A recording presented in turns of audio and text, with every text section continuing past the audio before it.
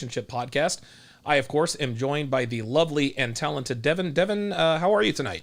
I'm doing great. I'm glad the Eagles won decisively on Monday night, which was a lot of fun to watch with you. Made you chicken wings, and yes, it was good. Yeah. This week has been a little challenging, but we get the bad weather coming in today, and it's just so muggy and gross. But it's supposed to be like fall tomorrow, which will be really nice. It's like a 65 degrees. So you know me, I love that. Open the windows up, air the house out. All right. Good I stuff. love the fall. All right, yeah. So if I seem a little, just a tinge bit distracted today, it's because Heather is not here today. She couldn't find, or her sitter could not make it today, so she couldn't find an alternate babysitter. So it's on us to pretty much do everything. Quick confession: I am unshowered. I have not taken a shower. I always say to myself, I'm going to take a shower before the podcast, but there's always so much to do. I almost never get around to it. Lucky for you, they haven't invented smell-o-vision yet. You remember smell-o-vision? No, I don't remember. You can't do that on television. Oh, I remember you can't do that on television. I do not remember. Smell-o-vision. Imagine if you could smell through your TV. Oh, that would be the game changer, to be able to. No, we would have a podcast called Walter's Farts. Oh my God, yeah. Nobody would watch ever. Yeah, by the way, you need to clip his nails, because dude, he's killing me with those. So today is going to be kind of a little bit of a different. I think every Thursday, I think it's probably good to do this. So every Thursday we're going to do a Q&A. If you guys have questions, you guys are more than welcome to put them in the chat, or you can jump on the Zoom link. We have I actually remembered it this time. Oh, to pin the Zoom link. Yes, I pinned the Zoom link. Cool. Into the chat. So, but we are streaming live to all of the platforms. I'm talking all 4 or 5 of my YouTube channels. I think we're live on Manosphere.tv, MGTOW.tv, D Live, Sharp Stream. We're live all over the place. Awesome. Yeah. So this is definitely going to get out. So today, guys, we are so like I said, today we're going to do sort of a Q&A. We're going to answer some of the comments that you guys have been kind enough, and some not so kind enough, to leave us in our what's that? Not so kind. Not so kind enough to leave us in our comments. Don't quit messing with the cat. Move that so I can see the. Okay. That's all right. Black Lemur 2009 is in the house. He says that new skit was hilarious. I appreciate that very much. I actually just released that today at 6 o'clock. That was the one where we compared strong and independent women to the kinds of men who like the Kardashians and things of that emotionally nature. Vulnerable and yes, super attractive. Yes, super duper. Super attractive. So, at any rate, it's good to have you guys. It's good to have you guys in here today. So let's go ahead and get started. So what we're gonna do is you guys can put your questions in the chat, and we'll answer the questions as they come in. If you have a question or if you want advice, whatever the case may be about relationships, strictly relationships. I'm not talking about, hey man, there's this girl that I really like. How do I open her? No. If you have a question about a relationship you are already in, or a relationship that you are about to be in, those are the kinds of questions we want. I like the ones where I like, there's this girl at work that I really like. God, that how do I ask her out? Yeah, well, the Boston Celtics head coach is clearly a cautionary tale on why you should never. I tell guys all the time, don't smash your coworkers, man. And for whatever reason, dudes just always seem to. Oh, wait a minute, I thought that was the transparency. And for whatever reason, he's the Boston Celtics. Oh, and by the way, he's married to Nia Long, which is interesting because one chick in the comments section, I don't know, maybe 3 or 4 months back, was like, oh yeah, well, Nia Long is now married to, and I can't pronounce his name. He has a very difficult name to pronounce. And I was like, oh, okay, well, shout out to Nia Long. But guess what? Nia Long figured out what all women who belong to high value men eventually do figure out. And that is that men with options are going to exercise those options. Yes, a lot of guys have been quote unquote caught cheating this week in the headlines. So who else got caught cheating? Adam Levine. Oh, that's right. Like, Adam Levine. Like yeah. DMing and OnlyFans Instagram type girl, and she put his business out there. Oh boy. And his wife is like 8 months pregnant. So. Oh boy. How dare she? How dare she? How dare he talk to someone? Yeah. OMG. Yeah. And he's just like, I was inappropriate, but I didn't cheat. Hit the stop the cap button. Thank you. That's just all there is to that. Oh, that came through. That came through this. Mm-hmm. I wonder if people. Oh, so people can hear us. So we're able to hear through the. We're actually able to hear. We would not have been able to hear that normally, but I think I just accidentally figured out. I wonder if they could hear it. Hit the stop the cap again. Oh, they can't hear it. We can, but they can't. Oh. So here's what I'm going to do. Now let's get. There we go. Do it again. Stop the cap. Hey, there we go. There we go. Okay, so we figured that out. All right, very good. So yes, Adam. We do it live, man. We do it live. So Adam Levine needs to stop the cap, dude. You're Adam freaking Levine. You're going to holler now, Adam. You can't be messy. You're Adam Levine. You're a celebrity. A lot of these guys who have clout, celebrity, etc. A lot of these guys make the egregious mistake of thinking that these girls are not going to put him out on blast. Yeah. They end up learning the hard way. Okay, so let's go to the comments here. Okay. So we're going to go to the comments here just to kind of see where you guys are. And again, this is going to be a little bit choppy. Yeah, I want you guys to understand that we are still sort of trying to work through a lot of these issues. Was kind of the same with the with Studio B. My first ever guest at Studio B was Myron Gaines. Yeah, that went surprisingly smooth. The very week after that, the Terrence Pop episode didn't go quite so well. Then Kevin Samuels went well, and so on and so forth. So, at any rate, let's go ahead and read some of these comments and respond. Okay. Mutaura Munimo says she's richer than him. She has options too. That was a comment in response to the Tom Brady Gisele Bündchen discussion we had. Okay. So, agree, disagree? I mean, I agree. Kind of. Okay. There will always be men like hitting on her. She's a beautiful woman. Mm-hmm. She's got a lot of money. She carries herself well, but will they compare to Tom Brady in her eyes? Probably not so much. There you go. No, I strongly disagree. She has options. She has want them. Well, here's the thing. Here's the thing. He said she's richer than them. She has options too. So what he said was the reason why she has options too is because she's richer than him. No. And guys, I've said this for years. That, and Myron actually says this more succinctly, but I don't think he explains it as well as I do. He says the more money women make, the more doors close. The more money a man makes, the more doors open, which is true, but only in a relationship sense. The more money anybody makes, man or woman, the more doors open. It doesn't matter whether you're a man or a woman. If you make into the seven figures, guess what? Ferrari dealerships, Bugatti dealerships, those doors are going to start opening. Right. What Myron is talking about is with regards to relationships. And what I used to say back in the day is the more money a woman makes, the more status, the more clout, the more toys, etc., the further she shrinks her pool of potential suitors. And so Gisele Bündchen is clearly worth millions and millions of dollars. He says she has options too. Yeah, listen, I'm sure that there are going to be men out here who are more than happy to smash her.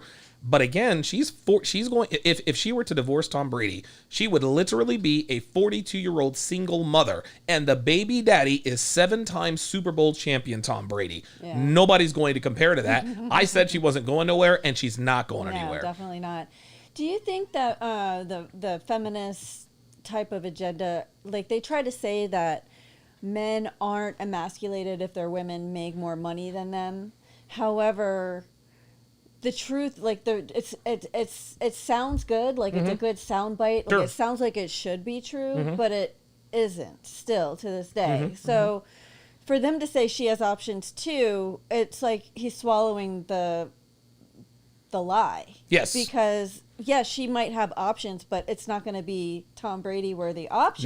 No, it's not. And not only that, of course, there's always going to be the type of guy who wants to date a rich, beautiful woman, but is it going to work long term? No, of course no, it's not. Because at the end of the day, she's going to run all over him, and the relationship will fall apart because Well, he's not in a position to lead. Well, not only that, you said it before. Giselle's options, should her and Brady divorce, they're not going to be nearly as good as the options as Tom has. Tom Brady is my age. He's 45 years old. Yeah. Dude, if Tom Brady were newly single father or not, dude, he's going to have 19, 20, 21-year-old chicks all over him. Giselle's not. Now, here's the thing. Women Giselle's age don't want men that are younger than they are. They want men that are a little bit older, more established. Guy, somebody with gray in his beard. Well, they want men that are younger with them in that post-divorce euphoria.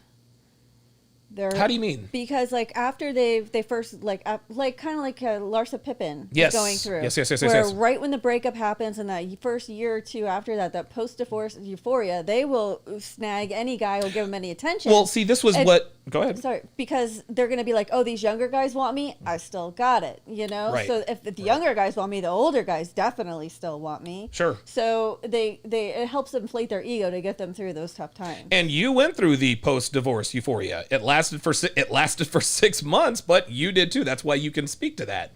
You're acting like you have no idea what I'm talking about. You're right. Yeah, younger men are definitely going to want to smash Gisele just to say, yeah, I smashed Gisele Bündchen. But they're not thinking about her seriously for a long. Nobody's thinking about marrying Gisele Bündchen and building a house with a moat and a white picket fence. Nobody is doing that, especially at 42 as a single mother. I don't care what anybody says. So we're saying that what we're going to say is that So I agree with him that she has options too. But if the options are crappy, that doesn't really count. If that makes perfect sense. No, and it sounds like all she really wants is a father to her children and someone to live life with. And if you're gonna have someone competing in the Tom Brady category, that guy ain't gonna have a ton of free time. No, to he's be not. spending with some other dude's kids anyway. So listen, and we said this before: a titan of the industry is not going to be he's not going to be the world's best father. That's just all there is to it. Right. Okay, so it appears that we have somebody on the Zoom line, Yaro Spence. Hang on a second. Spence. Oh, Yaro Spence. My friend, you're going to have to before I give you the okay to unmute yourself, you're going to have to show yourself on camera. If you do not show yourself on camera, then I will not let you on. So I'm gonna give you a few minutes. I'm gonna give you a few minutes to show yourself on camera while we go to the next comment here. But if you don't show yourself here in about another minute, I'm gonna kick you off. Okay, so let's go to the next one here. So Xavier says, you guys leave out a little that he married an alpha female who is tired of losing in public battles and publicity to the GOAT. What are your thoughts on that? You think he's, what are we doing here? I don't understand the point of that comment. Well, he said alpha female. Do you agree or disagree that there's such a thing as an alpha female? Because a lot of women like to endorse this alpha female. Yeah, type the thing. alpha female thing is a little misconstrued. Alpha female is supposed to translate into a successful, beautiful woman, right? In that case, yes, she could be considered an alpha female. But an alpha female in reality is the loudest, most abrasive, in your face. Yes. Aggressive woman in the room. So it really it's usually the alpha females in reality is the most annoying woman in the room, not the most feminine and most valuable woman in the room, put it that way. Gotcha. I do apologize for that. I completely screwed the pooch on that. Okay. There we go. Okay. Whew, man, oh man. I got you. There's no such thing as an alpha female. Dev. There's just no such thing. I can't tell you why there's no such thing. Well, the reason why there's no such thing as an alpha female is because it's not a woman's job to lead. Women are not cut out to lead. Sometimes women do have to lead in the absence of males. Mm-hmm. World War II, the black community, to name a couple. But when it comes down to it, women are supposed to follow and men are supposed to lead. So when Xavier, who I'm going to call Xaviera because she said, you guys leave out the little detail that he married an alpha female who is tired of losing in public battles.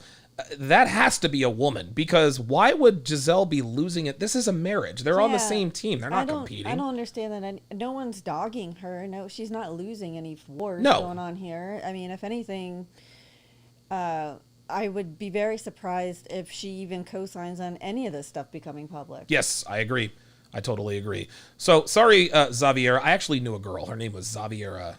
I can't say her last name, but I worked with her in a call center, and she was hood as hell. Her name was Xaviera. I actually thought she had. Yeah, Xaviera. Geek Anomaly in the chat says alpha female equals a dude. Totally understand that. Yeah, like an alpha female is like the female boss that you hate to be on shift with, you know? There's no such thing as an alpha female. See, if a woman any woman who calls herself any woman who calls herself an alpha female is just a bitch. That's just it. That's what I was saying. Right. Yeah. She's over. So the quote unquote. So when we say alpha female, I'm just going to use air quotes because there's no such thing. Alpha females are a pain in the ass to put up with. Alpha females are always trying to prove that they're alpha. I'm not here for it. Yeah. Sorry about that.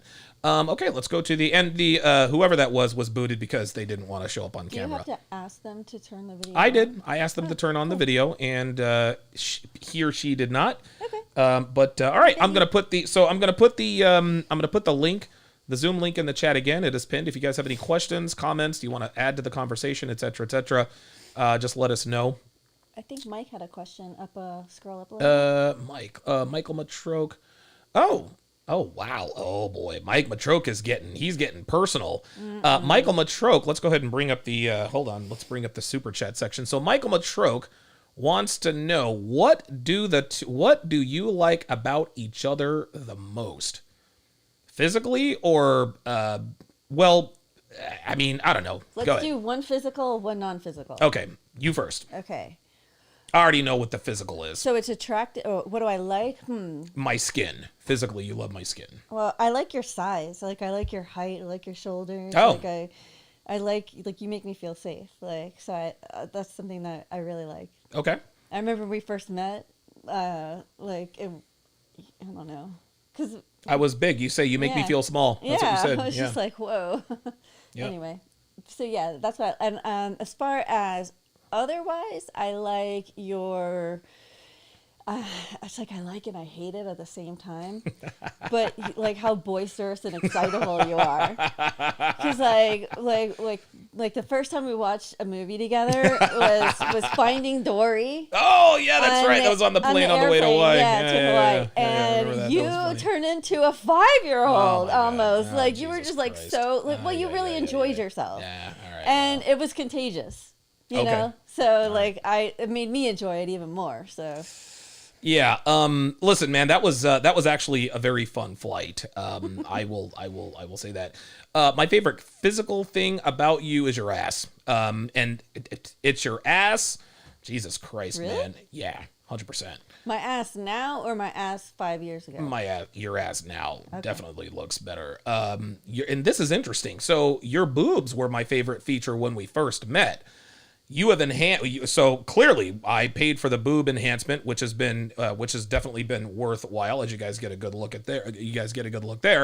But your ass, now you always had a very shapely hindquarters, but you have busted your ass in the gym, literally and figuratively. And now there's still a little bit of room for improvement, but I like where it's going. Boobs, dude, and you have, dude, honestly, man. I don't know which I think are sexier, your legs or your ass. Your whole lower body, 100%. The thing that I like the most about you that is non-physical, I would probably say your willingness to comply. Every once in a while, I will give you instructions, and sometimes, and you haven't done it in a while. You used to push back a little bit, but now you trust me implicitly, and I think that's probably my favorite thing about you, is because everything that I do for this relationship and us, it's just not just for kicks and giggles. It's right. Because there's a how can I put this? There's a purpose for it. There's a purpose for it. For the longest time, it took me like I wouldn't necessarily push back, but I would question things, and that would just show that, hey, I don't trust you. Yes. You know, if I just take you at your word, do what you say, things turn out. It's always going to turn out. Yes. Like it hasn't not yet turned out. That's right. So, That's right. And listen, I don't get them all. I don't get everything right. I make mistakes. I make errors along the way, but my track record relative to my mistakes is pretty damn good. It is. It's pretty good. So Yaro Spence, I'll tell you what, Yaro, jump back in. I'm gonna take a chance here. I'm going to allow you to jump back in to the Zoom call because it sounds like you have a really, really good question for us, and I need a little bit more detail. Devon and I need a little bit more detail before we can give you any advice on this. So while you're jumping in, we'll go to the next comment here. Okay. So the next comment is, this show is male chauvinistic. Which one? This show, because that's, she's commenting on the How to Relationship podcast chat. Okay. So what are your thoughts on that? Sure. You think it is? Yeah. It's interesting. Women who hear of us, Olivia just discovered Andrew Tate. And this is funny, on I think it was our Sunday Zoom call, somebody told me that you're lucky to have Olivia because she's a Gen Zer. She knows what's hip. She knows what's, this and that and the other. And so the other day she was over here. She's like, oh my God, there's this funny guy. His name is Andrew Tate. And I was like, oh boy, here we go. And she thought Andrew Tate was such a joke and this and that and the third, blah, blah, blah, blah, blah.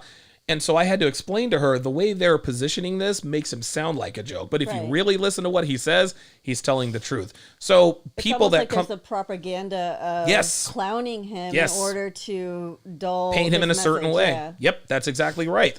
And so women like Jana Joseph, she's probably never even watched the show. She probably has no idea what the show is about. And people say, oh, you're chauvinistic, you're misogynistic, blah, blah, blah, blah, blah. They're basing that off of clips that people use to propagandize what they're trying to propagandize. What's the word for like a female chauvinist? Oh, you mean the female word for a misogynist? No, that's a misandrist. Oh, I don't know what the female word for chauvinist. Feminist. I guess. I suppose. I don't know. Yeah. I mean, there's always going to be, if anyone who expresses an opinion can be called anything. Yes. Yeah, So, of course. We're not here trying to put women down. We're trying here to raise them up. Yes, of course. And help them be successful in relationships rather than on again, off again, on again, off again. There you go. That's exactly right. Emotional damage and all kinds of stuff. Emotional damage. Geeky Anomaly says, Top G, I got 2 Bugattis, doesn't matter. Love it. Love it. I think my Andrew Tate impression is pretty good. I might actually add him to the spoof of the 6. Has Kona ever been on the show? Kona's never been on the show. So this is our oldest cat, Kona. She just turned 4 years old. Yeah. On the 15th. Mm-hmm. She just turned 4 years old on the 15th. She just creeps shout around out to here, Kona. super quiet. That's all she does. Kona is the most well-behaved cat ever. She really, really is. She never causes any trouble. Her throwing up has actually gotten a little bit better. Yeah. It has actually. Yeah. And so all of the cats, all of our problems have been resolved. Why? What did we? And I know this is off topic, but I'm gonna open up another Zoom link for Yaro Spence. I'm going to open up another Zoom link so that we can get him in here because I kicked him out and it's not going to let him back in. But what did we do that cured our cats? What did we do? I don't know. We rearranged a lot of stuff. Okay. So this area kind of used to be their space. Yes, it did.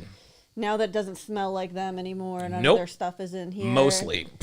And we got the second litter robot. That's right. So they have, we have 4 animals, 4 cats. So yes, we have two litter robots, guys. Yeah, litter robot, dude. Oh my God, that thing is awesome. Because every time a cat goes in and leaves, it'll spin, it'll sift the litter, and then so there's always fresh. Okay. And so now we have 2 of them, so there's always a clean place. Yes, to go, yes. Yeah, and I think that really helped. That and we stopped free feeding them so much. Like we were filling up their bowls every single day. Like they have 4 bowls. We were filling them to the brim every day. Right. And they would just eat and then throw it all up Yes, everywhere. yes, yes, So now yes, we yes. only put a quarter cup of food in, that's right. each bowl, and each one has a preferred bowl that they use. So it kind of knocks down on how much they're consuming. So Yeah, I that's think helped too. we took a couple of measures. I do like the fact that that was the first thing we did. There's the new Zoom link, Yaro Spence. If you want to jump in, I just put it there. I'm going to pin this one because the other one is no good anymore. Yeah, the interesting thing is I think it did start with us sort of, and this is the way we problem solve. Yeah. This is the way we problem solve in our own relationships. In our own relationship, that's just always how we've done it. We took measures. We said, okay, this is the problem. This is the issue. We really need to get this problem solved. We got the problem solved, and there it was. Okay, so, all right, Yaro Spence, good to see you on here, man. Okay, so let me go to the. All right, very good. All right, Yaro. So let me switch the sound here. So what's going on with your lady, man? Tell us what's happening here. So first off, I love my mom to death. That as most of us do. Of course.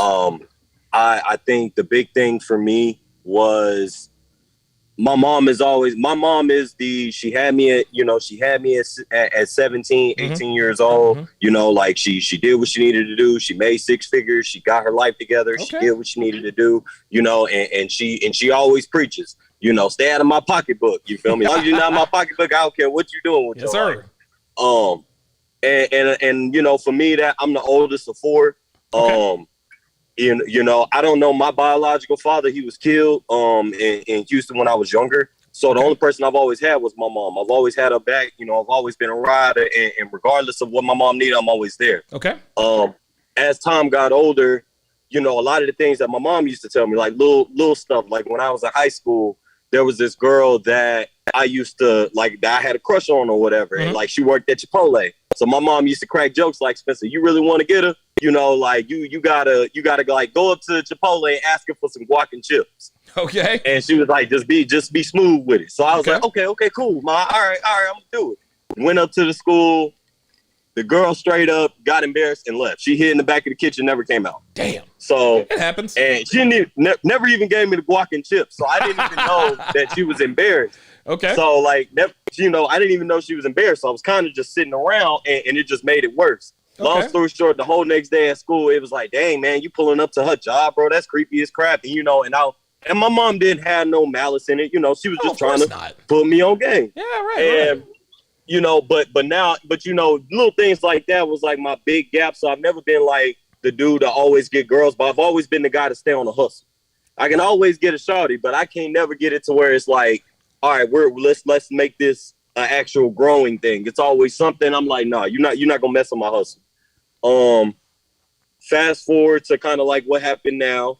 So I'm in the military. I got out. I'm finishing up. I'm just trying to get my life together and whatnot. Good. And I was just telling my mom, I was like, hey, as long as I'm focused on what I need to do, as long as I handle my business, as long as I do what I need to do, I don't make no excuses. I don't put myself in a bad position. I'm not real big on the victim thing. I'm real big on y'all and Fresh and Fit. She's kind of was like, well, Spencer, if you're not focused on her, then how you expect to get a woman? You ain't never gonna get no woman like that. You ain't never gonna get you. She ain't gonna stay around. She just gonna take advantage of you. She just gonna see you as a bag. And I'm explaining, and I was trying to explain to her. I said, I'm not trying to be used as taken advantage of, but if she look at me as a bag, isn't that a good thing? Because that means that I did what I need to do to get it. And it built up so much of an argument to the point where it's like she felt like, Spencer, you ain't never gonna get no woman. You ain't gonna acting like that. You ain't never gonna have no girl. You need to be making sure that your girl is happy. Another little side story. My grandparents, they ain't never been together. My grandpa was married for literally 30 days. Wow. So like they got a divorce the same way. So marriage has not been like in my family. Okay. So I don't know how to explain it to her, because now we're at the point where it's like we're not really speaking because she feels how she feels. But I'm just trying to explain to her, like, Ma, I didn't really have a male role model, and the only dudes that's been around, all of them gang banging, and they in the hood, right. Like they out here in the street. So, and it's like, I can't look up to y'all. I came up out of the military. So, like, what I look like going back to catch a felony, Right. Oh, hell so no. and it's like, I just don't know how to I guess I'm just looking for genuine advice. You know, I don't want to talk too much on y'all show. No, you're good. Yeah, well, that's kind of what I've been. Okay, let me ask you a couple of questions here. How old are you? I'm 26. Oh, he's a young guy.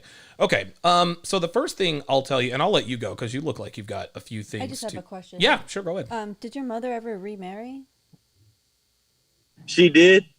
She remarried when I got to middle school, but he's not. That's her husband. That's not my daddy. Okay, I just leave it like that. Okay, you know, like enough. he's everything that my mama wanted.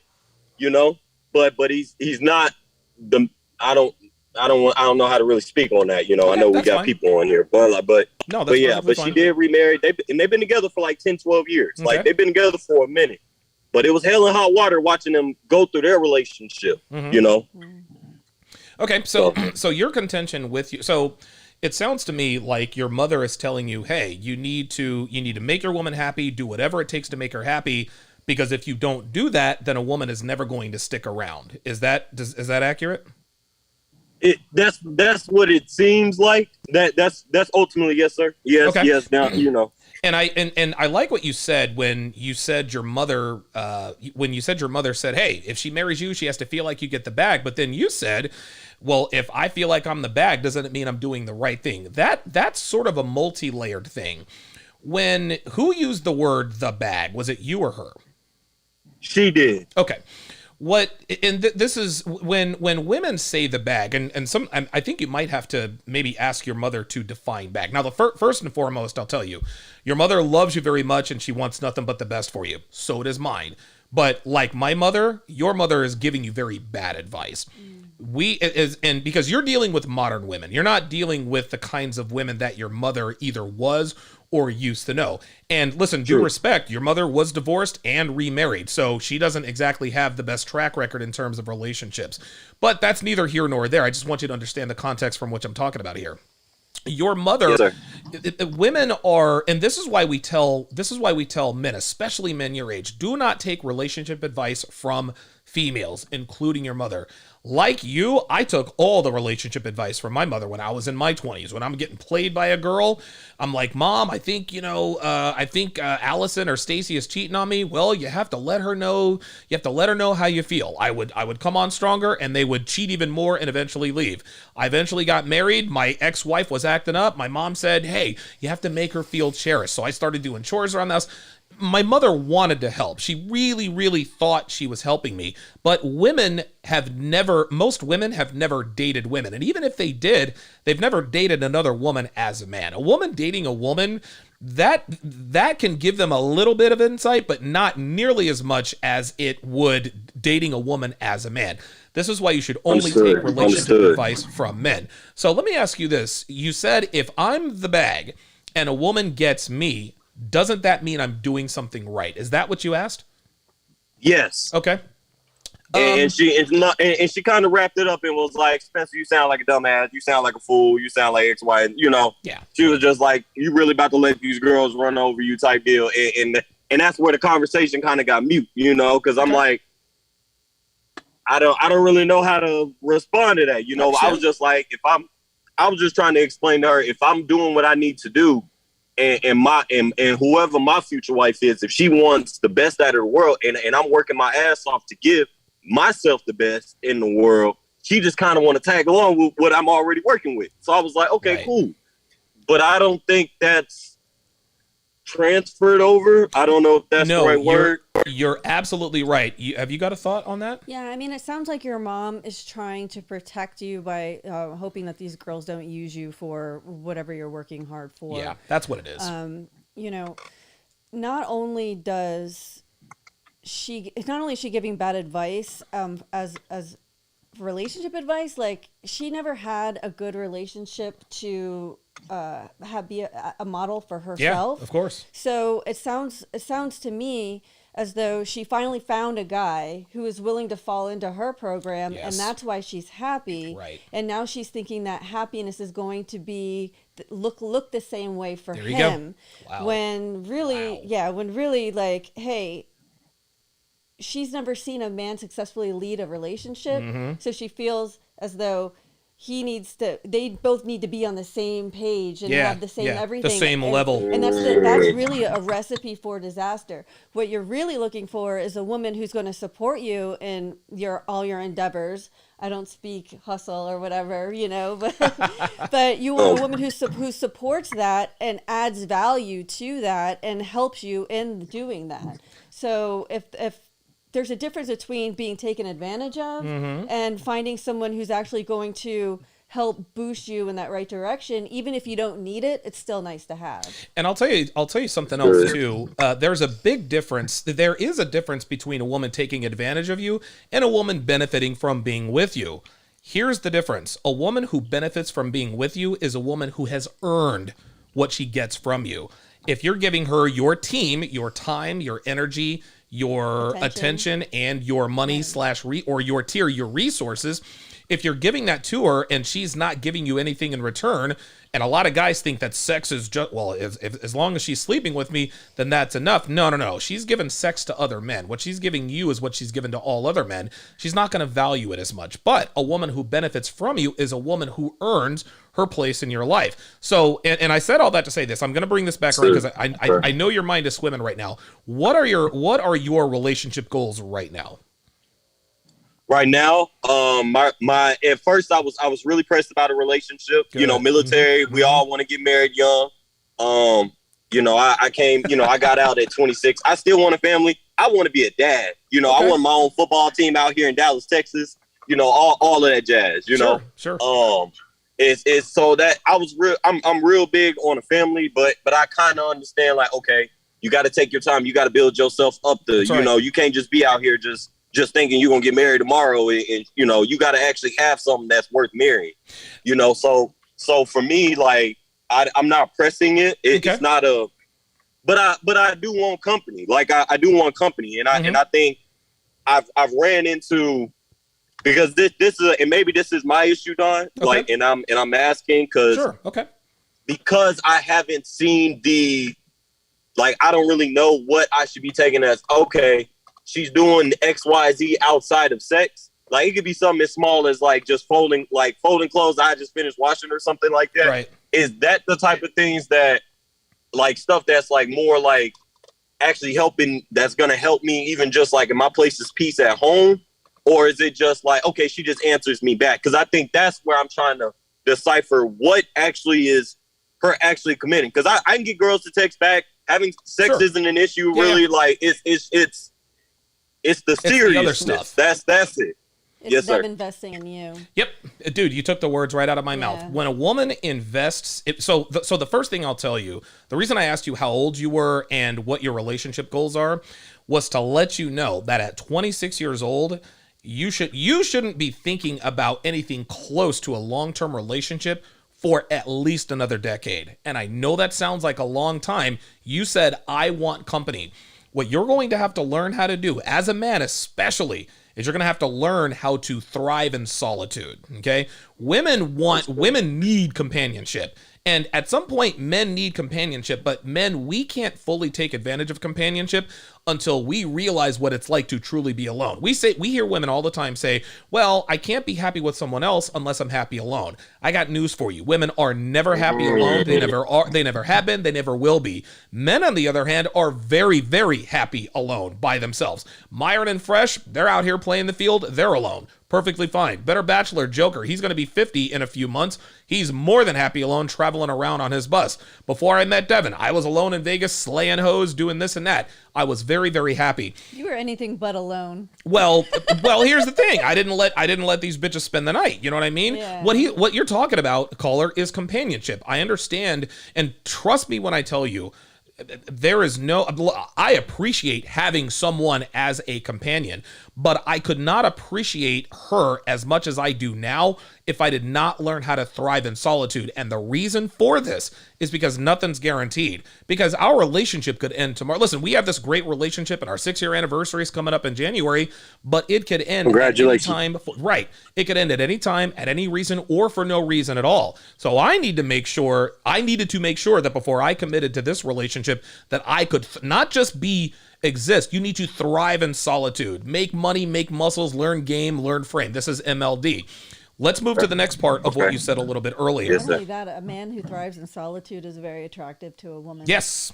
Because he doesn't need the outside influence of other people. She doesn't have to worry about what his mom's saying or anything like that. It's just, okay, he's alone, he's driven, nothing can knock him off the square. And that's what attracted you to me. Am I wrong? Because one of the things. Yeah, I don't rely on anybody but myself. And so when you learn how to thrive, and when I say thrive, I mean kick ass by yourself, then you can start thinking about maybe inviting women into your life. Now, what Devon said earlier is 100% correct. So you asked us, what are some of the behaviors that will show me that she has value to me outside of the bedroom? It's when she it's when she invests her time into you. And I'll give you a scenario. We have most modern women these days they'll see you, they'll hook up with you, they'll exchange texts with you. Every once in, and if they want something serious with you, they'll maybe cook you a meal or two. Maybe they'll clean your spot once or twice. Maybe they'll do laundry. But they don't do it for an extended period of time. Then as soon as you ask her to be in a relationship, all of that stops, okay? Because she was really faking the funk. What needs to happen is a woman needs to invest her time, her energy, her attention, and her emotions into you for at least 1 year without entertaining any other guys. You understand what I mean? That's how you know a woman is into you. Understood. I call this plan A energy. When you are a woman's plan A, you know it. She's blowing up your phone. She's always at your crib. You're always at her place. Hey, let's go do this. Let's go do that. Here, I made this for you. I want to do that for you. Let's take trips, etc., etc. She will also invest her money because, listen, we live in 2022. Women make money too. And when a woman invests money, when she spends money on you, she adores you. Those are the things that I can tell. Those are things I can tell you. Maybe you can give him some other ideas. What are some of the things that you did for me that let me know that, hey? I mean, there are women who are very good at like anticipating your needs. Mm-hmm. So if, for example, if she shows kindness and thoughtfulness of you like ahead of time, like, oh, I knew he was going to need this. I have it for him. That really shows that you're in her mind and that she's thinking about you when she's not with you. And, you know, like, for example, when you went on a road trip, I had made you a Spotify playlist. The mixtape. Mixtape. Because then you had 5 hours to yourself. Well, like, here, you know, let him know that I'm thinking about him, even if he's not thinking about me. That is a very strong indicator that she might have the potential to be good quality. Not talking about superficial investing, like, oh, I'll get dinner this time, you get dinner next time. Anybody can do that. That's not anybody can do that. That's not investing. Investing is, you know, seeing that you move into a new place and she brings over a house plant and a crock pot or something, you know, that. Or you offhandedly mention, oh man, I got a hole in my socks. I need new socks. And then the next time she comes over, she has socks. Or she notices that you're low on toothpaste or mouthwash. And the next time when she does things for you without you having to ask her, that's when you know if a woman is paying attention to you and reacting to the things that she observes, that's when she has the potential to be a good long-term. Yeah, did she change the toilet paper roll? Oh, right that's another good one. Yes. It's already empty, but right before it ends. Listen, when a woman, dude, here's some other ideas. She brings you lunch at work. She cooks for you at your place. She cooks for you at her place. And it's so funny because most modern women, especially women right around your age range, they don't understand that this is important to men like you. But I will tell you this. If you truly want a family, and this will have to be a whole nother conversation. You're 26 years old, right? If you truly want a family, let me think. Let me do some math here. So by the time you're 35, that's 9 years from now. Truthfully, the women that are going to be the women that are going to stop. The women that are going to be the most ready or the most malleable, right around 9 or 10 years old. So by the time you're 35, these girls are going to be 18 years old. See, this is what I do. Hey, look at me. That's what I don't need. You understand? Hey, I'm being dead serious. We're live on the air right now. I'm trying to give somebody advice. Don't be laughing like this is some joke. This is fucking serious. I'm dead serious. 26-year-old women can't offer you shit, man. I'm telling you right now. By the time girls, we got girls who are 21, 22 years old with quadruple digit body counts. somebody sent me an article where one of the contestants on The Bachelorette had slept with 700 guys. What? But she was a contestant on The Bachelorette.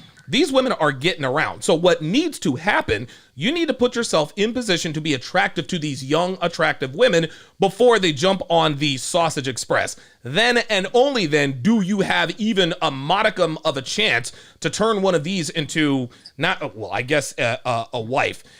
So that's what I would tell you. I would use the women your age for recreational use only. My friend, you are going to you're going to get your heart broken. You're going to get cheated on. You're going to get used. You're going to get abused. As long as you stay away from it, as long as you don't do one of these things, my friend, you will be in the clear. Do not have children. Listen, you can look at me. I'm a 4-time convicted felon. I've been arrested almost 30 times. I've made every conceivable mistake with every kind of woman imaginable. But I'm sitting here right now in the studio living the life of my dreams for one reason, for one of many reasons. The number one reason is because I do not have any illegitimate children that I know of. These girls are going to try to get you to raw dog them. They're going to try to get you to put babies in them. Do not do it, because the minute you knock a girl up, dude, your life has changed forever, even in your 70s and 80s. So just understand that the choices you make, discipline now, it's going to serve you well. So by the time you're 35 with your military pension and whatever awesome job you have making 6 figures, guess what? You're going to have 18, 19, 20-year-old hot girls. Oh, okay, well, what's going on with this guy? Girls that are 18, 19 years old, they don't want 18, 19-year-olds. Want to know why? Because when we're 18, 19 years old, we're fucking losers. Dude, we don't have any facial hair. We got no education. You were in the military. I wish I had been in the military. You, my friend, the fact that you have found this community at this age, you are in the driver's seat. As far as your mother is concerned, understand that she means well and she's trying to help you, but you can respectfully decline her advice without actually telling her you're declining her advice. I stopped listening to my mom's love advice a long time ago, and it served me well. I didn't say, "Hey, Mom, this is Donovan. I love you, but I can't listen to your advice." There was no official call like that. Understood. I just stopped listening to her advice, and now look at me. And I think you said something a little bit earlier. Oh, the reason why your mother is advising you like this is, number one, because she's a woman. Number two, the only successful relationship that she's been in is the one that she's been able to lead. Because from what you're telling me, it sounds to me like she's the leader in the relationship. Am I wrong?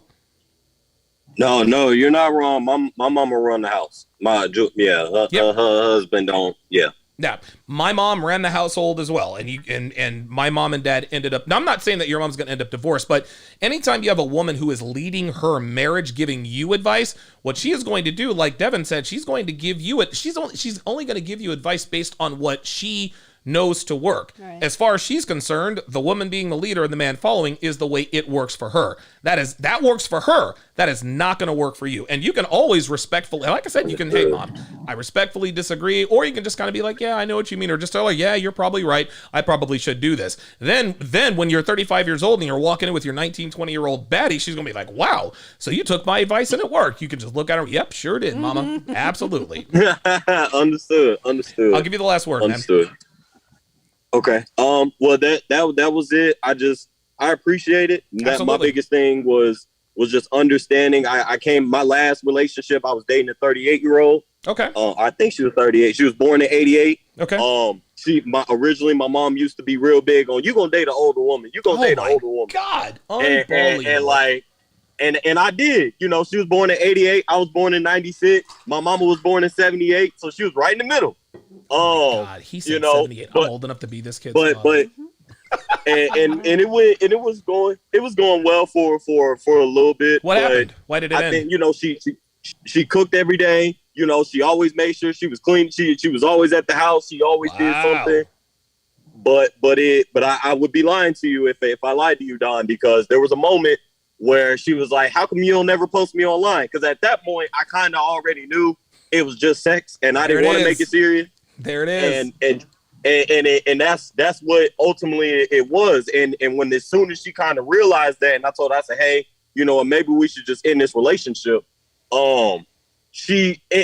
That's when it kind of switched. You know, and I realized that, you know, like she know a lot, you know, she's smart, she older than me, so she knows more knows. than me. Yeah, she knows. Yeah.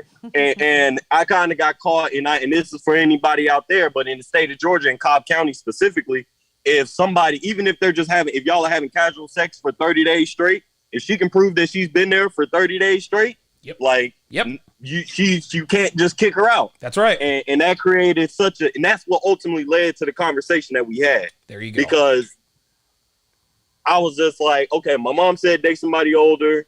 I don't want to date her older. You know, I'm talking to her thinking, you know, she told me she was a career woman. She did all this stuff when I was in high school and everything else. Come to find out, she's been working at Magic City for the past 12 years. Oh, no, it's a strip club. know. Oh, really? Unbelievable. So I'm, you know, so for me, it was just like, okay, now I'm understanding where y'all are saying, like, yeah, they get to a point where then they're like, you know what, I don't want to be for the streets no more. I want to get shit together. So I see what you mean. I thank y'all. I don't want to be on, you know, I don't want to take up too much of y'all time. No, listen, I'm going to tell you, look, I'm going to tell you one last story that hopefully will make you feel a lot better. So I'm the oldest of 5, and I have 2 younger brothers. The brother that's not the youngest brother, my middle brother with an M, before he chose his wife, he had a choice between 2 women. He was dating 2 women at once. He was ready to get married and ready to have a family. One girl was beautiful. She was outgoing. She was boisterous. She was vivacious. She had this bustling media career, et cetera, et cetera. Like, she was beautiful and this and that and the third. The other girl was a dance teacher, but she was reserved. She was very, very mellow, very submissive, very, basically a Stepford type wife. My mother advised my brother to marry the first girl, the girl who was beautiful and vivacious and outgoing, et cetera, et cetera. My brother ended up marrying the second girl because something in his mind told him that even though this girl would look much better on my arm, this girl is going to be a much better wife.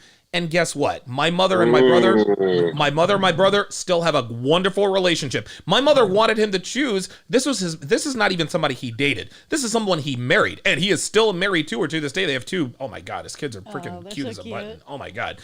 And when my brother chose girl number 1, my mom didn't disown him. Oh my God, what? No, my mom said, okay, congratulations. And that's that. So whatever you decide to do, at the end of the day, as long as you're happy, your mom's going to be happy. Yeah, she'll kick and scream and she'll make her little sideways comments.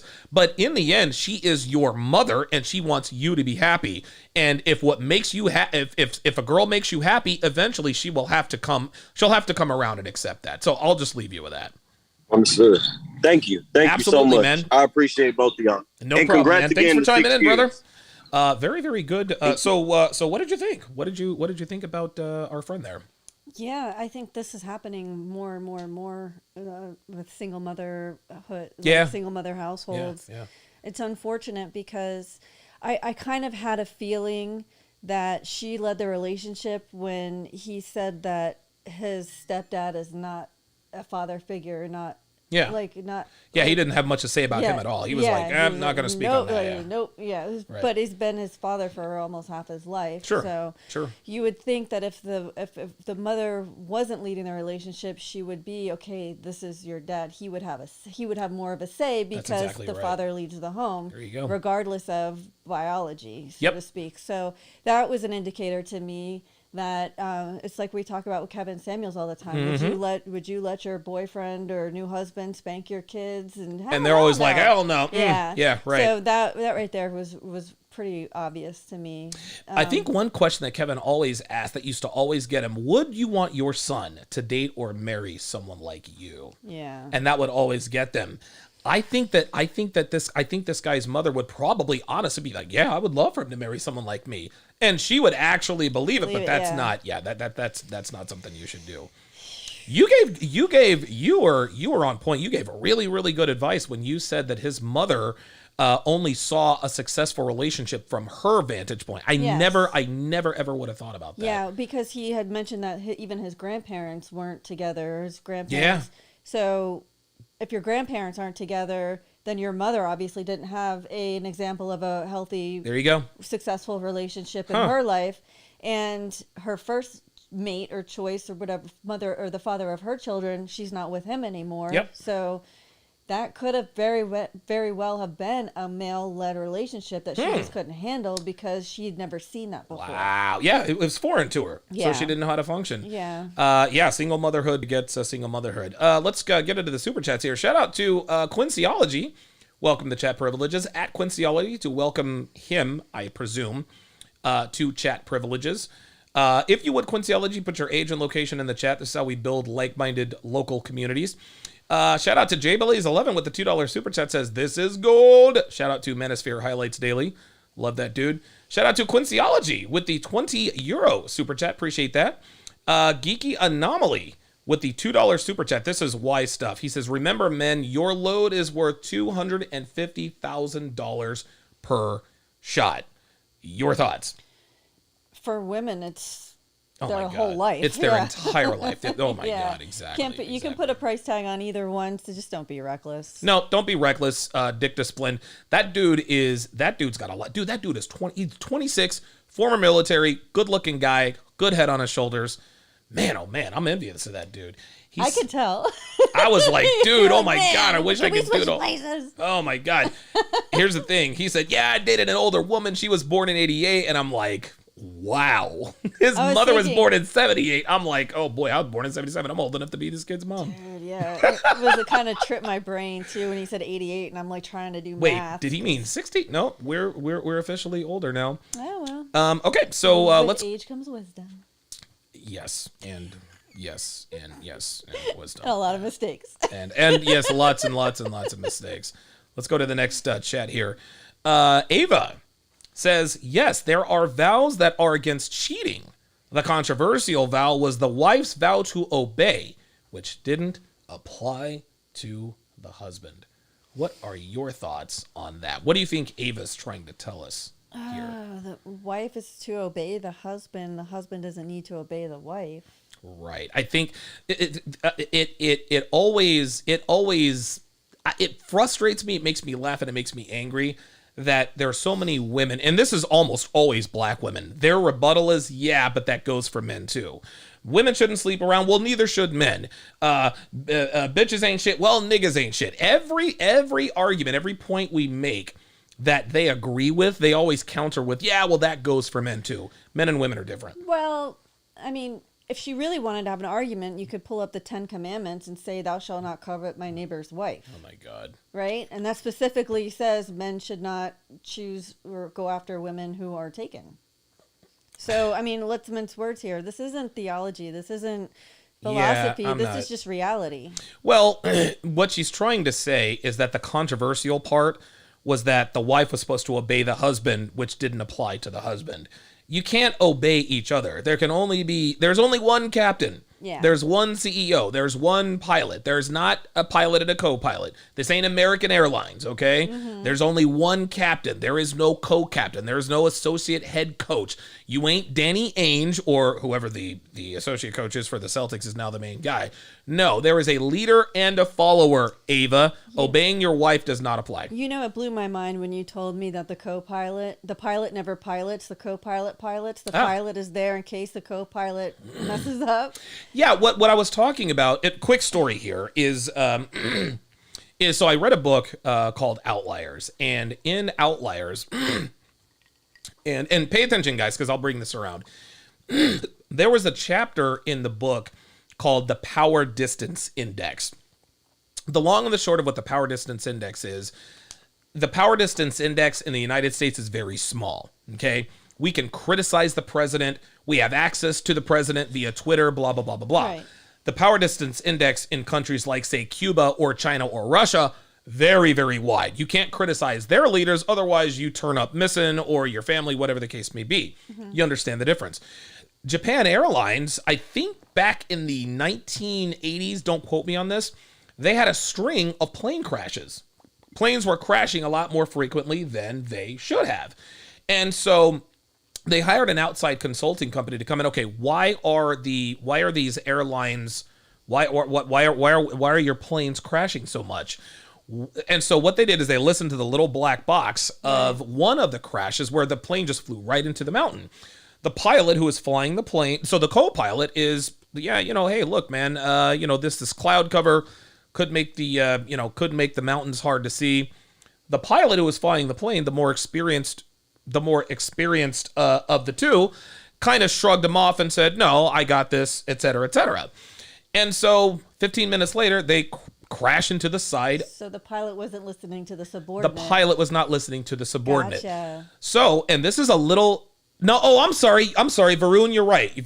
It was Korean Airlines. I'm sorry. I apologize. You're absolutely right, Varun. It was not Japan, it was Korean. Thank you for that. That's exactly right. And so what they discovered, and this is interesting. And a lot of people don't realize this about aviation. When you make a flight on American, Delta, Spirit, any other most American-based airline, Southwest, etc., the pilot with the most experience doesn't fly the plane. He is the co-pilot.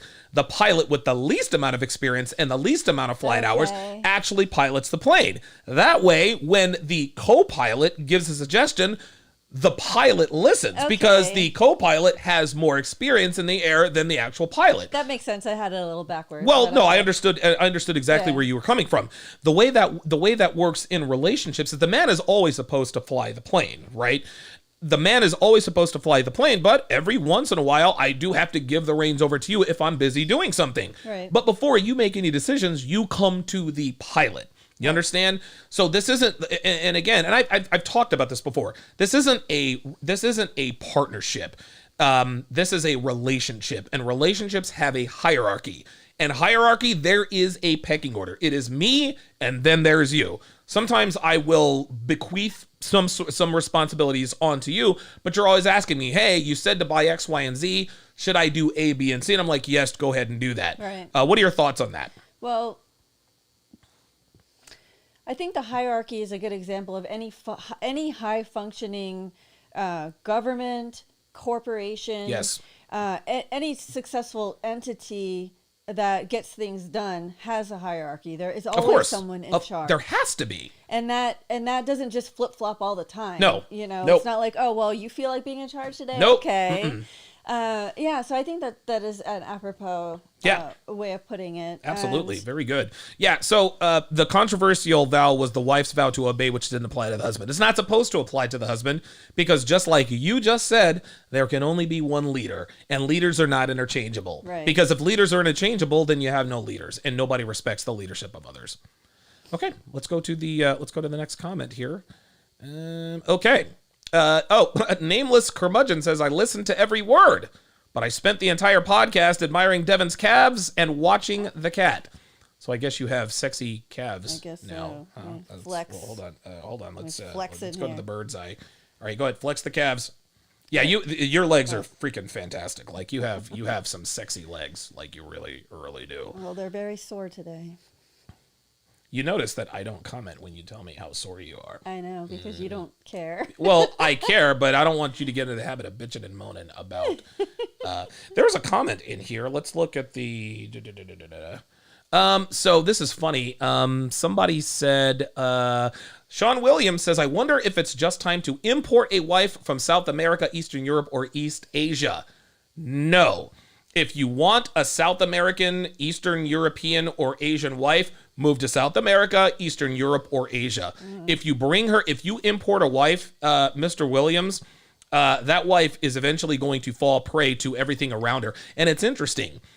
When men import these wives, it's almost as though the women in their lives do their level best to try to sabotage that relationship. Yeah. They get in these women's ears. He's making you cook again? Oh no, you can't be doing that. Yeah. And at some point, they fall victim to the feminist propaganda. Mm-hmm. Oh, okay. I guess you didn't have anything else on that. Okay. I don't know much about that topic. Okay. All right. Very good. Let's go. Okay. Let's see. Kofi. This is an interesting comment. He says, "Every woman has a breaking point, but particularly if she's with a high-value man, she may be the master of looking the other way if her husband has cheated or cheats until he fathers a child with a mistress or mistresses.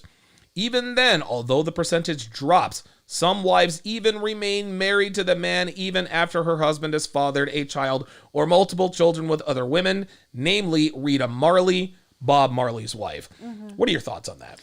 That's true love. She loves him so much that he could do no wrong. That's not true love. That's true value. Bob Marley is a fucking legend. He's the greatest reggae artist of all time. Yeah. Rita Marley wasn't going nowhere. No. Okay, so he fathered other kids. He made her the main one. She wore his ring, right? Right. We talked about this the other day, and I said it's the figures. If you're worth 8 figures, in other words, if you're worth at least $10 million, you can have your wife and your mistress living under the same roof with you. If you're worth 7 figures, you can have your wife and your mistress living on the same property. She just needs to live in the guest house. If you're worth 6 figures, listen, your wife can know maybe that you have a side chick or a mistress, but if you're worth 5 figures, your wife or girlfriend cannot know that you have a side chick. That's really what this comes down to. I don't know what Bob Marley's net worth was, but he's the greatest reggae artist of all time, which may as well make him a multi-millionaire. One love, baby. Yep, that's what it goes. Oh, that's cute. I was going to say tough gong. Mr. says they are taking over fireworks in Japan already, but the Japanese love their fireworks. That was in response to the video we did with the drones. Yeah. Wow. How about that? What are your thoughts on that? Dude, that was one of the coolest things I'd ever seen. I mean, that was insanity. This is the age of eco-friendly, sustainable entertainment. So all of those drones doing what they, without running into each other, hitting each other. Yeah, that's pretty amazing. That was crazy. That was absolutely crazy. Let's go to the next one here.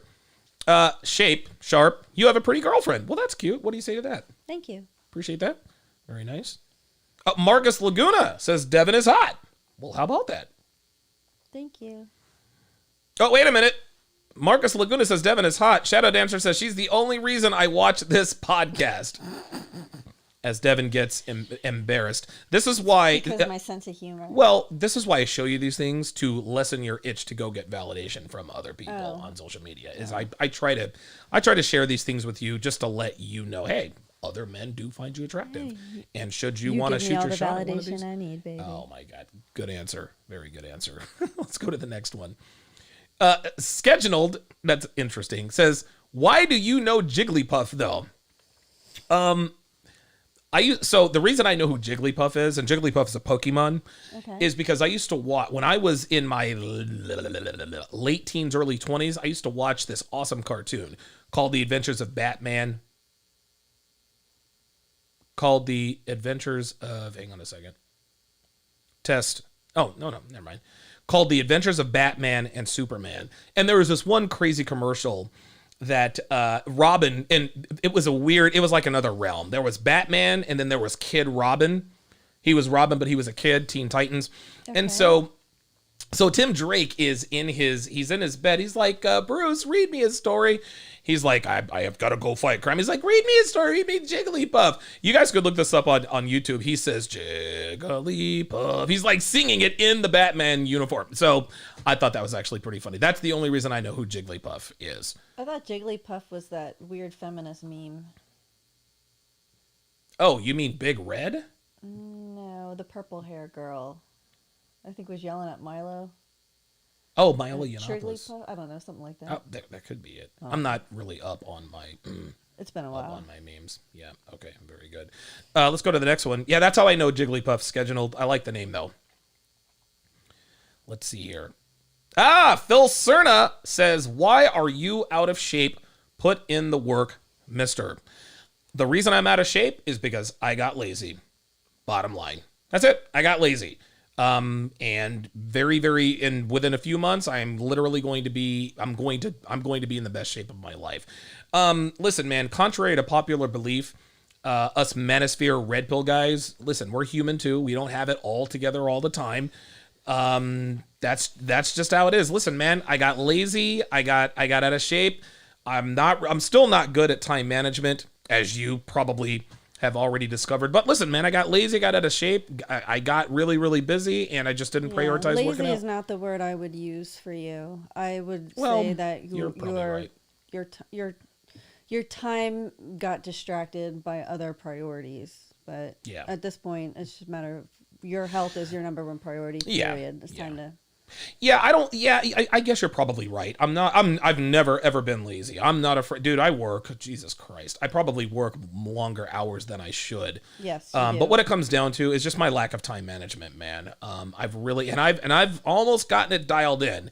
I made a big stride today, and that will actually start tomorrow. Okay. So I'm recording tomorrow's content today, Okay. which helps me tomorrow. Okay. So hopefully, but yeah, listen, I'm very bad at time management, and things just got away from me. It is what it is. But your legs are sexy though. Oh my God, here we go. Yeah, I don't get fat anywhere except for my midsection. My arms, everything is. I guess that's my. Gotta that's love my 40. genes. Absolutely. Scheduled is in the he's in the chat with the $5 super chat. He says, "Watching Batman, respectable explanation. Great show, guys. Appreciate that, Scheduled. Appreciate that. Appreciate that very, very much. Thank you very much for watching. Jigglypuff. Jigglypuff. You guys got to look that up. It was funny as hell because Batman he's getting ready to go fight crime. He's like Jigglypuff, and then Jigglypuff starts to float. Oh, it's crazy. It makes me wonder why people think that you're not really like this in real life. Like people are like, "Oh, Donovan put on an act. Is he really like this in real life?" Let me just tell you that this guy rewound commercials because he likes the animals in the commercials. My God. He sees a cute baby. He sees Oh food. my God. It's pause, rewind. Did you see that? Whoa, yes, honey, whoa. I saw it. Wow. How come you weren't even looking? I saw it yesterday when you paused and rewinded, honey. There is that one pet commercial, the one by Science Diet. I Yeah. love that commercial. The dogs jumping in. They the all water. jump in at the same time. Oh my goodness, that's the greatest commercial ever, man. It really is. But yes, I do have a soft side. I think that's isn't that part of the attraction? The fact that I'm but then I'm also Your emotional intelligence, you mean? Oh my God, Jesus freaking Christ! Emotionally, Yes. well, no, I am as emotionally stupid as the rest of them. Well, you're also intelligent to not show your emotions at certain times. That's very true. Very true. There's that. That's very true. Uh-oh. Geeky Anomaly says, "Don't even get Don started on Street Fighter." Oh, no, Man, oh my God, dude, that was the game. That was the game. I spent so much. Oh my God, I can't remember. I can't tell you how many quarters. Perfect. All right, very good. Let's see. People are only as loyal as their options. Social media keeps them open. What are your thoughts on that? Yeah. That is, yeah. Mm-hmm. Yeah. I think George Elder is right. Yeah, you're right. People are only as loyal as their options. This is part of the reason why dating is in the crapper, is because it doesn't matter. The thing is that no matter how good a guy you get, today's women on social media, they always know that and we always say this, there's always a guy out there who's bigger, faster, stronger, richer, has a bigger sausage, blah, blah, blah, blah, blah. Well, social media allows women to seek this stuff out. Right. Ergo, they're never satisfied. Yeah. They could be with Chris Hemsworth, and they're still on social media looking for Chris Hemsworth just a little bit more. Plus Chris Hemsworth plus. Yes. Yeah, like a stream. Yeah, Chris Hemsworth plus, now streaming. Mm-hmm. Yeah, exactly. Okay, let's continue.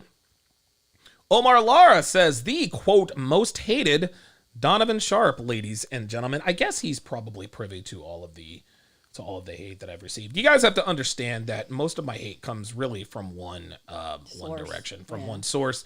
And the reason why this source hates me is because he ate me. Well, he hate me because he ain't me. You're so stupid.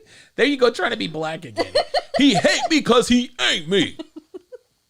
No, the reason why this source is, and it's interesting. I don't even want it to go. Well, I don't care. I'm going to talk about it. The reason he hates me is because I caused him to expose himself. Yeah. He has gone on when he discovered that I was putting on the Conference of Masculine Excellence. He decided to go on a smear campaign and try to drag my name through the mud, and I've successfully pulled off 2 CMEs. There will be a third. I don't know when. I'll make that announcement as soon as another announcement is made. But he did it to himself. He did it to himself. You did to him what you do to everybody, and they either love or hate you for it. What does that mean? You call them out on their bullshit. You expose them for who they really are, and then you say, okay, are you going to fix this, or are you going to double down on your faults? Yeah, and, like, for me, like, you were not kind to me in the beginning. Right. Well, you're still kind of not. But no, I'm not. You're very raw and abrasively truthful. Yeah. And that rubs people the wrong way. People either go cower and say, oh, you hurt me, or they heal and say, I'm tougher this time. Yeah. Let's try again. You know, so it can either bring the best or the worst out of people. And well, I will say it tends this. to go one way or the other with you. I will say this. When I called out this individual about the links that he had gone to humiliate Rollo Tomasi, the fix was already in. He already knew exactly what he was going to do long before I ever did that. It was when I posted that thing on Instagram where we signed that contract with the venue that we signed for the CME. That's when he said, "Oh, well, this can't happen. I'm the only one that can have a quote unquote manosphere conference." And unfortunately, and the thing is I'm not the one that destroyed that convention. He did it himself. He has acted like such a clown for so long that people aren't going to pay $2,500 or whatever it is. People aren't going to pay $200 to go. Have their personal information exploited. Yeah, listen. Everybody who works with him eventually gets their personal information put out, or if there's something negative put out about them, he goes on the smear campaign. He did it with Jesse Lee Peterson. He's doing it now with John Sonmez. When someone tells him no, I don't want to speak at your event, he goes on a smear campaign. And men and women now, they're not going to work. It's like he asked them, "Hey, would you like to speak at my event?" They go and they look at his YouTube. Whoa, wait a minute! And then they go and look at the alumni speech. Like, whoa, wait a minute! This guy used to work for him, and this guy used to work with him, and this and that and the other. People are using their common sense. They're like, not only am I not going to pay $250, whatever. The thing started off at $2,500. Now I think the prices are, I don't know, $500. Listen, man, he can't pay people to go to that thing anymore, and it has nothing to do with me. The CME being created had nothing to do with that other event. He did that to himself, and now he's mad, and he's actually ramped up his efforts. He's ramped up his efforts, and his efforts are now more privatized. He's not going after the public stuff. No, now he's fucking around with our merchant accounts, with our Teachable, our Kajabi, the things going on in the back end. So he's continuing, and the reason he's doing this is because he's really, really, really pissed off. He is so pissed off that there's nothing else that he can do. It's over for him, and he doesn't know how to react. Just a self-destruct mode. Yep, self-destructive. So that's why people think of me as quote-unquote the most hated, is because of this one guy. I think I've recovered quite nicely, though. Every video this guy puts out about me just further lets everyone know. It's kind of weird at this point. Yeah, it's gotten a little bit weird. I'm starting to think he has a crush on me. Derek the Trader, hold on a second. Derek the Trader with the $10 super chat said, "Funny story. A while back, 2 of my exes contacted me and said they still love me. Both are married with kids. They also know I'm married with a kid. Why do women keep doing this?" You want to handle this one first? They drink too much wine. Because what? They drink too much wine and Facebook. Okay, but the other reasons? I don't know. Oh my God, you got to be kidding me! I thought Devon would know. The reason why they're doing this, Derek, is because you have, as a man, your value increases. Let me put the camera on me. As a man, your value increases no matter what. I've seen you. You're a good-looking dude, right? You dated both of your exes when you were younger, and they probably follow you on Facebook or Instagram. They have seen that you become more attractive and more financially stable and more of a family man. That makes you inherently attractive. That's why these women with children who are also married are reaching back out to you and telling you that they love you. That's so dirty. It's dirty, but it's the truth. These bitches out here are fucking grimy. That's weird. It doesn't matter. It doesn't matter what a woman's relationship status is, I'll man. always love you. I couldn't imagine sending a message like that to any of my exes. You've never sent an "I always love you" text to your ex? No. Never? No. If I had to stop the cat button, I would. Well, here's the thing. There's a reason for that. Why? It's because my ex now I was with for almost 20 years. We didn't have texting back before then. That's true. Push your microphone in. No, this right here. The top part. You see? There you go. Okay. All right. I guess you're right about that. See? Okay. All right. Well, all right. You got I by on that one. technicality'd my way out of that one. All right. Now, this is interesting. So, Sage Oldman says saying social media destroys relationships is like saying guns kill people. It's not the device, it's the morals of the people using it. All choices come with ramifications, either good, bad, or indifferent. What are your thoughts on that? You think that's cap? I think that's cap. Why do you say that? It's not, guns don't kill people, people kill people. Like that argument. Like, put it this way. Things are used with intent. Okay. Okay? Mm-hmm. Tools are used with intent. I can take a hammer, I can build a house. I can take a hammer and I can destroy your house. Mm-hmm. So, yes, it's not the hammer itself isn't inherently evil or good. It is just amoral, just like we say sex is for Amoral, not Right. immoral. Amoral. It's amoral. right. Yes. So, what does it say? I can't read it. It's a social media saying social media destroys relationships is like saying guns kill people. It's not the device, it's the morals of the people using it. All choices come with ramifications, either good, bad, or indifferent. Okay, well, social media also causes mental illness, depression. Yep. It's known to basically destroy people's lives by triggering deep-seated anxiety, unhappiness, and all kinds of things like competition anxiety and all of these things. Not only that, the misinformation and all of the other. So it's a multi-pronged problem. Not just how people use it. Say if it destroys relationships, but it destroys relationships in more ways than just cheating. That's true. That's very true. And we've seen this on that show, the Digital Addiction show Oh by my the God, intervention yes, people. yes, where yes, there's people literally like it becomes their life, it becomes their full reality rather than their actual reality and the people that they deal with on a daily basis and their family and things like that. So I think that's trying to oversimplify the problem. I understand what he's trying to say, but honestly, like yes, you know, the morals of the people using it, but there are inherent dangers. It's like saying cigarettes don't kill people. People who smoke cigarettes kill people. I like that. You know, like it's just, it's kind of a weird way to make an argument. Yeah, to me, it's a there is some truth in what he's saying, but to me, that's a non-starter. And that's a very poor example. And I'll put it to you this way. Okay, guns don't kill people, people kill people. But social media destroys people's lives and relationships at a far higher rate than guns kill people. You understand what I mean? Mm-hmm. People, dude, not everybody has weapons. Everybody has access to social media, number one. Right. Number two, you have to go to classes and you have to buy equipment in order to fire these projectiles. You don't need a permit for an Instagram You don't account. need a permit for you don't need a permit for an Instagram account. You don't have to register or anything like that. Number one. Number two, those projectile weapons, I don't want to say the word too much. Those projectile weapons are always used with the intent of taking, whether it's target practice or law enforcement, whatever the case may be. Social media, the purpose of social media is said to just be social. Social media it's become the number, honestly, man, and you're right, I'm thinking about this. It's the number one for depression, anxiety, et cetera, et cetera. Yeah. So listen, he talks about the morals of the people using it. I don't like when people try to bring the moral cathedral into relationships. Guys, fuck your morality. I don't care about your morality, man. And I'm not trying to be mean-spirited here to Sage Oldman, but he's probably the type of commenter that would say, well, it shouldn't be like this. Women shouldn't act this way. While I would agree, this is the way they are. Yeah.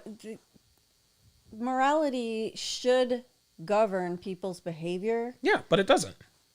But it doesn't. Consequences. Consequences. Well, no. Are what controls people's behavior.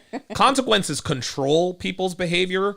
Morality influence people's behavior, but biology dictates it. There you go. You understand what I mean? Mm-hmm. People are going to do what they are biologically designed to do. Now, some people fight their inherent flawed biology. I'm sure that there are people out here who could be serial killers if they wanted to because they've got it in them, but they don't want the consequences, right? But then we've got guys like Ted Bundy, Jeffrey Dahmer, et cetera, et cetera. They did what their effed up biology did. I finished that new Netflix Dahmer. Oh, how was that series? Was it weird? Good? Yeah, it's creepy. Weird. Yeah, they picked the perfect guy for it too. Yeah, they did. They did a great actor. But Evan Peters. I thought it would just be like another documentary thing about Jeffrey Dahmer, but it really did a good job of telling the story from different point of view, from his parents' point of view, from his neighbor's point of view, from his, his boyfriends and some of his victims. Did you ever watch the? And it's really it's a travesty of justice that this guy didn't get caught over and over and over again before they finally caught him. Like everyone knew what he was doing. But nobody. But no one, because he lived in a poor black neighborhood, the cops wouldn't take his black neighbors seriously. And wow, now that I didn't know. He was also preying on a lot of young black men, gay black men. So now you're gay and black and in a bad neighborhood, and now this white guy is just running roughshod over everyone. Holy moly, good God! Now that I didn't know. Yes. Did you ever see the Ted Bundy movie with Zac Efron?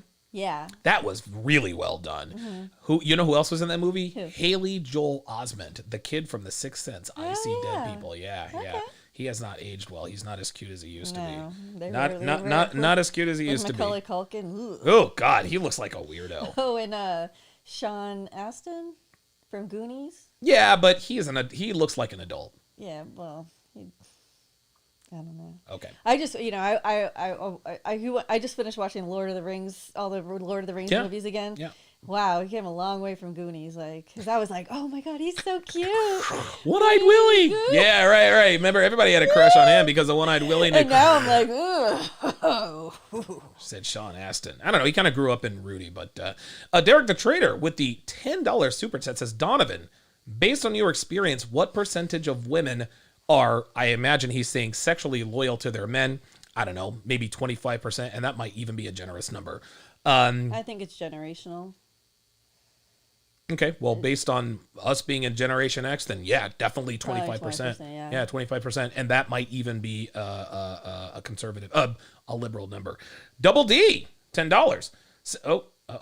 $10 says, what would an ex reach out after 2 years of no contact and blaming you for their shortcomings in life and a quote-unquote noit roba on me? What would she reach out to you after 2? Well, here's what happened, Double D, is she got knocked up by somebody else. That somebody else could not give less of a shit about her. And so what she's doing is projecting her feelings for the guy that knocked her up and forced her to get the noit roba onto you.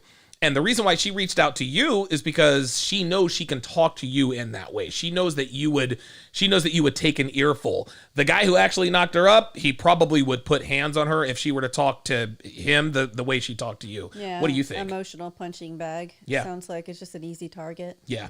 Okay. That's what you think? That's your yeah, opinion? Yeah, that's what I think. I honestly I don't know why he would even. Yeah, I think that's the reason why. That. 2 years of no content, man. Contact, yeah. Yeah. Just be like, oh, you're blaming all my problems. It's like, like bitch, it's been 2 years. That kid ain't mine. Like, go talk to the baby. Go talk to the baby daddy. Good God. All right, let's get a couple more here before we close this thing out because I think it's the Browns and the Steelers tonight. Oh. So that'll be. And no, I don't have any players who are hurt starting for me. By the way, I only lost that game by 16 points. Wow. Yeah, okay. So if I had put in Hollywood Brown, I would have had a much better chance to win. You live and learn. I'm the defending champion. I'm allowed to make those mistakes. This video is gold for the quote "show it to your girl" category. Explains things simply. That was the how to become wife-like. The all of the things that you should do to become wife-like. Appreciate that. Purple. SSL. Says disagreements are a part of a healthy relationship. Benefits in a relationship are twofold. A wannabe wife has to act as such. It's not about the romantic aspect. It's about the hardships endured. 100%. What are your thoughts on that? What's the beginning part say? It says disagreement. Yeah, you can't see because it's blocking. Yeah. It's okay. It says disagreements are a part of a healthy relationship. Yes, it is, but how you disagree is what That's determines exactly whether right. the relationship is healthy or not. That's exactly right. I can think of maybe 1 or 2 times where you disagreed disrespectfully, and that was back when we first started talking. We didn't know any better. Yeah. But anytime you disagree, you do it very tactfully. You do it very femininely, if that's a word. I never feel disrespected by you when you disagree with something I say. Well, or just do. because someone disagrees with you doesn't mean they're disrespecting you too. That's what I mean by the how. There you go. But right, and if you disagree with someone respectfully, they're not going to feel disrespected. Right, and you do that by saying, "I respectfully disagree." No, I'm just kidding. You know, how people Dude, do that, 9 like, times out of 10 when they say I respectfully disagree, they're you're doing wrong. it disrespectfully. Yeah. It's like, no offense, but you're No right. offense, but I'm going to offend you. Right, exactly. With all due respect, I'm going to not show you any. Yeah, that's how that goes. Yeah. Geeky Anomaly in the chat says, disagree, but also cooperate, ladies. Juan Antonio with the $5 super chat says, Haley Joel Osment, cocaine is a hell of a drug. Rick James, what you got? I was going to say, you also need to select what you're disagreeing with. Yes. Because you can be a very disagreeable person. Oh my God. And disagree about everything. And like, you really got to pick your battles, especially, you know, as a woman, if you're going to voice up and say, hey, you know, I disagree with this, it's got to be important enough to even bother arguing about or starting a conversation about. If you disagree that he puts the big spoons in the little spoon slot instead of the, you know, like, hey, what's it worth to you? Right. What's your piece? What's his piece worth to you? And it's like, okay, I'll just go ahead and do this, or I'll just put the big spoons in the little spot and the little spoons in the big spot too. There you go. No harm, no foul. I agree with you 100%. I'm a very disagreeable person, sometimes to a fault. You didn't know that really bothered me, did you? Sometimes I do realize that it bothers you. Just kidding. No, sometimes my disagreeableness, I know sometimes frustrates you, but that's just how I am. That's just how I am. My initial reaction is to push back, and I try to be a little bit more discerning, but it's better for me to be disagreeable as a man than for you to be disagreeable as a woman. Yeah, I struggle with that too, because I tend to be more disagreeable about ideas. Oh my God. And things that aren't real. Yeah. Dude, oh my God. Sometimes I'm like, okay, I'm going to tell you something. I want you to tell me what's right about it rather than what's wrong about it. Oh my God, yeah. That's one of my pet peeves. I told him I'm not disagreeing, I'm troubleshooting. That was actually, even though I was pissed off, but that was funny. I'm not disagreeing, I'm troubleshooting. I'm trying to find the problems before they happen. Yes, honey. there you go. Yeah, of course.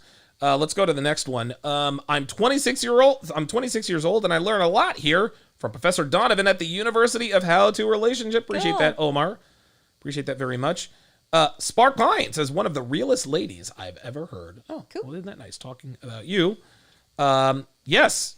Master REB says, Donovan's girls trip example was very oddly specific. I had a friend named Alexei who smashed this married chick on a girls trip, and for whatever reason he gave the bitch his number, and she called him up and said, oh my God, somehow my husband found out and blah blah blah blah blah. And he's like, how did he find out? Like, I think she lived in, I forgot where she lived. But anyway, that's why it was oddly specific, because we knew a dude named Alexei who used to smash married chicks. It is what it is.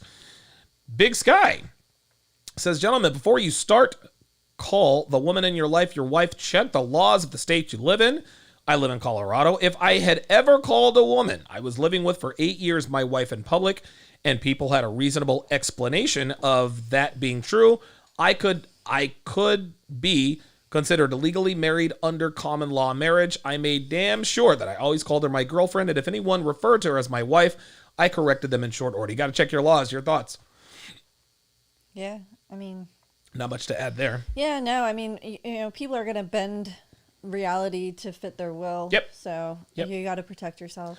Just like the dude who had called in earlier, the woman in Georgia, I think she was well aware of the fact that the laws in Cobb County, if somebody stays with you for 30 days, you can't just kick them out. Yeah, that's weird. And that's like, who wants to be with someone who, like, hey, I'm here on a technicality. They know, you can't dude. I'm telling you. Out. Like, listen, man. But dude, she used to work at the strip club. She was trying to get it in. She didn't want it. She the streets is getting cold.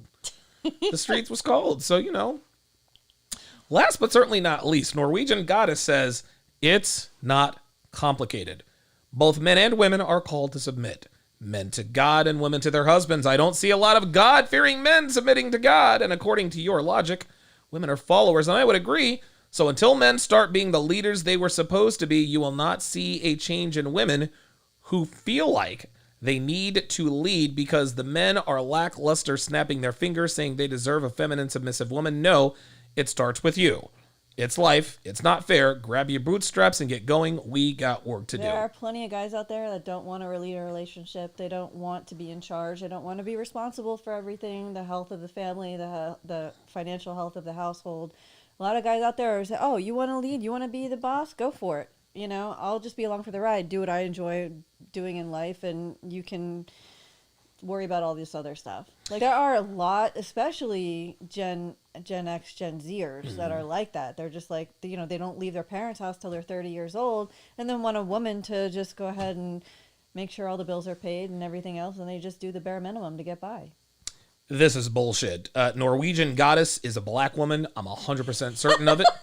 I know she's a black woman because, see, this is the thing. This is the thing that black women, this is what they love to try to do. What Norwegian Goddess just tried to do is she tried to indirectly take a man's power. If we submit to God, if I'm not going to submit to you until you submit to God, right? So what she is saying is that the man is not the head of household. God is the head of household. And when that happens and you try to tell your wife what to do, you can't tell me what to do. You're not God. You're not seated at the right hand of the Father. That's the first thing. The second thing, women like to bring in religion when they're trying to usurp a man's authority. Okay? Okay. Look, Norwegian Goddess, dude, fuck your religion. I submit to no one. I submit to absolutely no one. Is there a God? I don't know. I would like to think there probably is. But if you're not going to submit to me and I'm here and I'm living intangible, how the fuck do you expect me to submit to someone I've never seen, touched, tasted, or smelled? Do you think that it's because men should submit to God as a higher power to keep them accountable? And accountable to who? God. To God. But Like, how is God? Well, you're right. How is God going to keep me accountable? How does God keep me accountable? How would he do that? Hold on, let me ask you. No, hold on. There's no such thing as karma. It's just cause and effect. How do I keep you accountable? God, how don't you keep me accountable? If you slack off, what happens? You let me know? Right. If I slack off, how's God going to let me know? Yeah, exactly. This is what I'm talking your about. Health and things No. That's not God. The reason I'm fat is because I ate too much and didn't exercise enough. It wasn't God. All right, I'm going to make Donovan fat to let him know. No, that is simply, that's biological cause and effect. Yeah. A lot of people like to say, well, there's no such thing as karma. There are consequences. There are sequences and consequences. There are actions and reactions. So it's like if men are going to control the behavior of their wives, then the men have to at least be under the control of God or something else. It's almost like it's a way of skirting submission. Yes, Like I'll be exactly. submissive to you if you're submissive to this. There you go. So that way you're still submissive. Yes. To something. That's it. Black women do not want black men. They don't want men to be in charge. And if you submit to God, then you're not the leader of your life. You're not really the head of household. That's why when she says it's not complicated, both men and women are called to submit. No, Norwegian Goddess. Women are called to submit. Men are called to conquer. That's why we conquer both men and women. As far as I'm concerned, somebody said God. God put me in charge, Norwegian Goddess. And oh, by the way, let's not let this get by. This little heresy. She called herself a goddess. So I'm supposed to submit to God, but you're supposed to be a goddess? Yeah. Where's the thunderbolts and the... Yeah, the reason I know this woman is black is because she went over the top by calling herself a Norwegian. She might as well have called herself a Norse Viking goddess. Dude, like, Shaniqua, like, really? Come on, man. Like, come on. Dude, I swear to God, it's funny, what black women try to do, they try to make comments as white men or white women. Yeah. They say, I'm a white man and I love black women. No.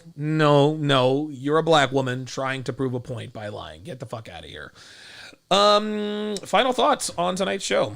Yeah, this was a lot of fun. I like that we covered a lot of different topics. And I really enjoy people zooming in to talk to us. Yeah, that was a lot of fun, man. Yeah, I hope that more people do that. I really encourage you to, what is it, Tuesdays Saturdays and Sundays at 7:00. Thursdays, Saturdays, and Sundays. 7:00. Just if you're not doing nothing, zoom in, tell us what's on your mind, tell us what problems you're having in your relationship. Or you can send us a video message to advice@donovansharpe.com. And we can play it on the air and answer it. If you're not available, we can always just go ahead and do it that way too. Some people That's a good, we should start advertising that more. So give us a video voicemail if you'd like. And have a great night. Okay, got a couple more super chats here. So Derek the Trader says, went out with a Swedish model when I lived in Dubai. She listed her status on Facebook as in a relationship with some guy back in Sweden. After she was done with me, she also made her way around town. This is why long-distance relationships never work. Geeky Anomaly says... in Dubai. Oh, my God. Jesus. Oh, my God. Don't even get me started on that. Geeky Anomaly with the $10 super chat says, her comment indirectly suggests that only Christians are capable of having good relationships, then explain all the non-Christians in healthy relationships. She can't, because black women can't really see past their own inadequacy. And you can tell them I said that. That's no surprise. When Fresh and Fit say it, they go viral. When I say it, they expect that from me. Yeah. That goes. That is going to do it for the 5th episode of the How to Relationship podcast. Devon and I are going to now watch the Browns and the Steelers, and we will see